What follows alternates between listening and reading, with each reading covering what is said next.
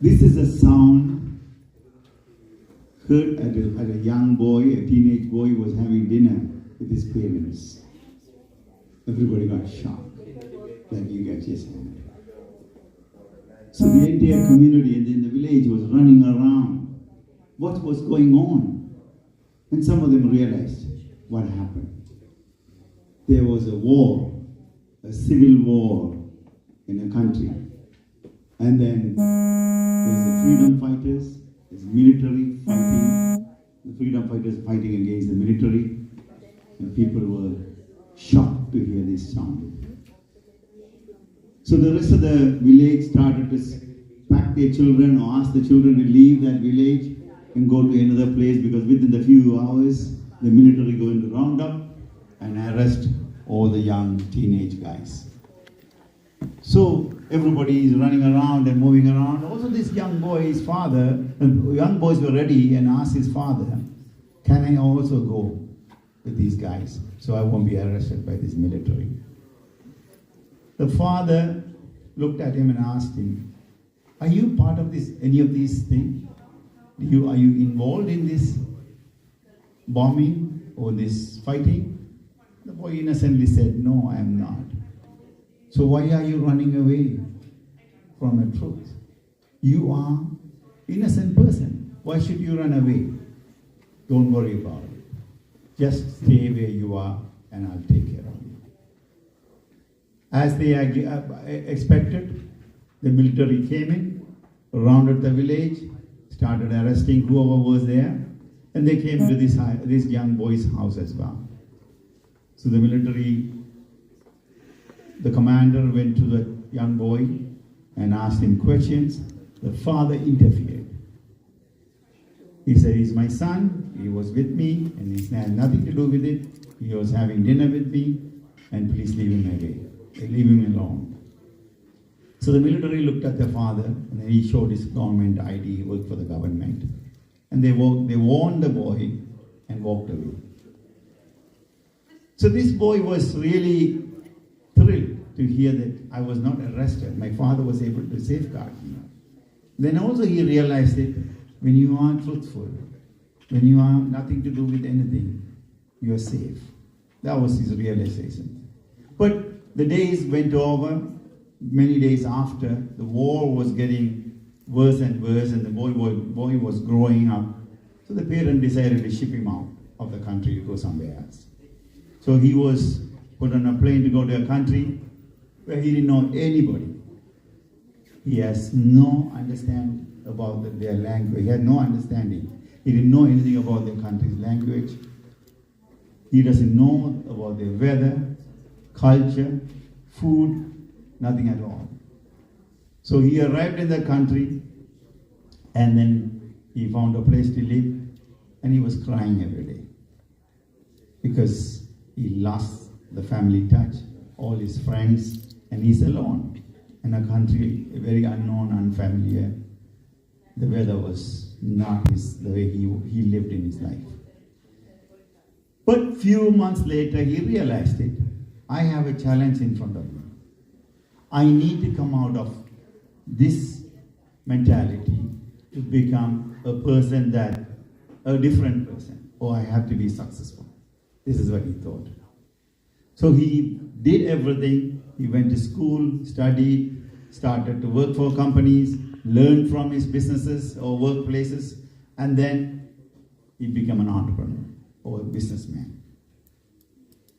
So he was working so hard, slowly, building up his businesses. And, he didn't have any much knowledge, but he was working hard with his goals. After so many years, without his experience, his business collapsed again for many reasons. One of them is he didn't have that business experience, so when situations arise, he didn't know how to handle it. So he collapsed. But he didn't give up. He said, he was thinking, if I can make it I didn't know anybody, I didn't have the experience, I didn't have any knowledge about business, why can't I do it again? So he restructured his ideas. He started again and became very successful.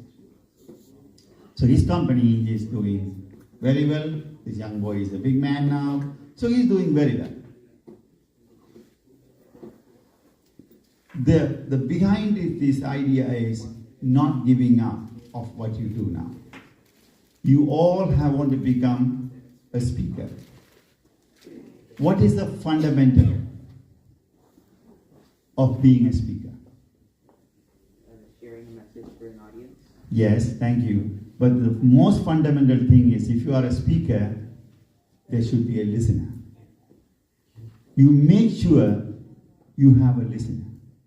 See, when I said boom, everybody started to listen. You create that listenership. So you sharing it, if somebody is not receiving it, it's just going into the air. So you create an attractive way of telling story and telling your message through that story. So people pay attention to you, connected to you. Can I share a story? How many of you want to hear this story? Yeah.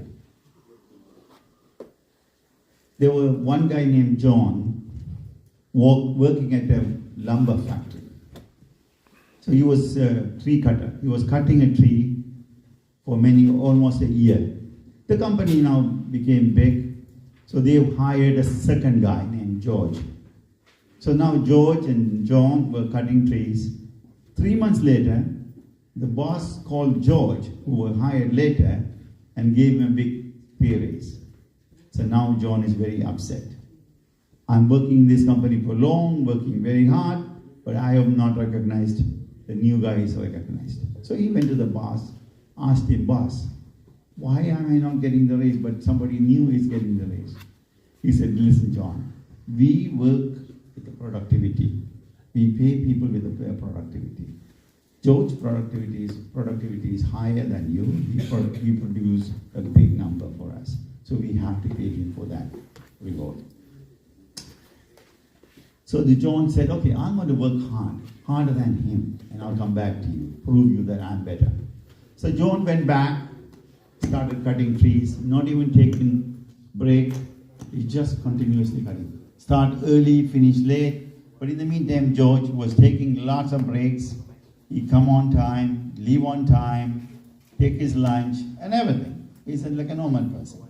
But John was very cutting high time, spending lots of time to compete with George. But he could not catch him. George was always higher producer. So he went to the boss and said, boss, I'm working so hard. I don't even take my breaks. I don't even take my lunch break. I eat food and go back and work. How am I doing now? I'm not doing well than that guy. He's taking lots of break. What's happening here? The boss said, listen, I don't know. But you can see he's doing very well than you. So why don't you go and ask him? So he went to George and asked him, hey George, I need your help, man. How do you cut more trees than myself?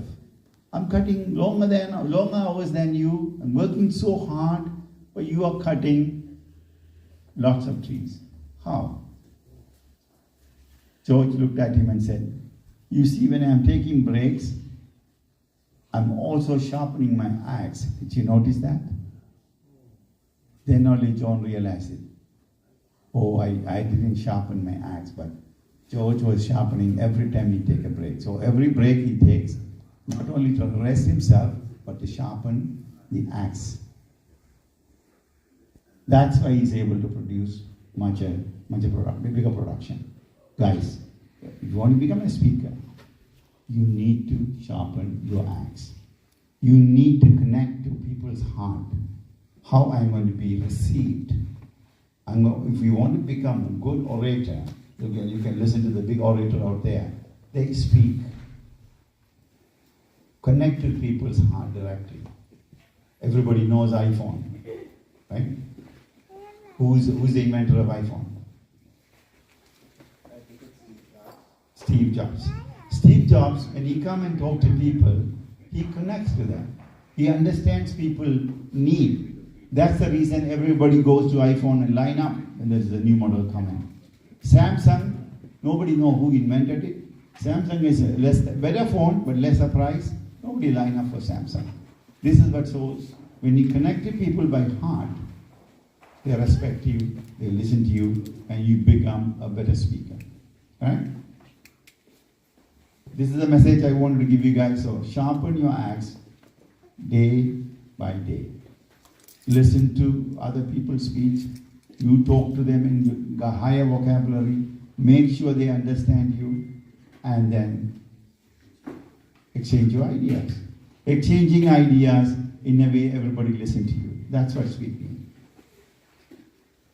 By the way, guys, the teenage boy that I was talking about is sincerely yours, and my name is Kula Sagatha. Thank you.